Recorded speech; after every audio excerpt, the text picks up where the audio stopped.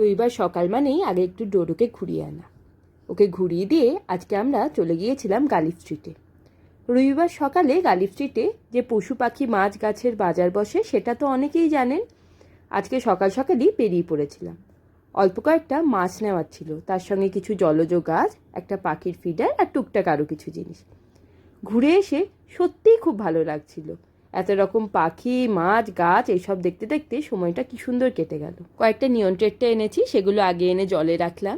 আর এই ব্যাম্বুটা নিয়েছি, এটা কিন্তু নর্মাল নার্সারিতে বেশ বেশি দাম বলে। আর নিয়েছি এই বার্ড ফিডারটা, তার সঙ্গে কিছু টুকটাক গাছ। তো হাঁটাহাঁটি করে বেশ খিদেও পেয়ে গেছিলো, তাই আগে খাওয়া দাওয়াটা সেরে নিলাম। তারপর সারাদিনের টুকটাক সব কাজ সেরে বিকালবেলা বসেছি একটা ছোট্ট মিনি পুকুর বানাতে।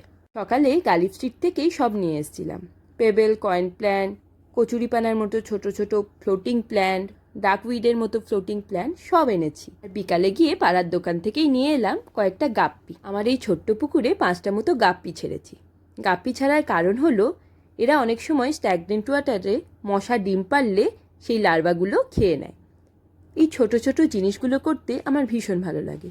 হ্যাঁ, একটু সময় যায়, অনেক সময় অনেকের কাছে মনে হয় অপচয়ও, কিন্তু নিজের ঘর নিজের বাগানটাকে নিজের মতো করে একটু সাজাতে আমার খুব ভালো লাগে।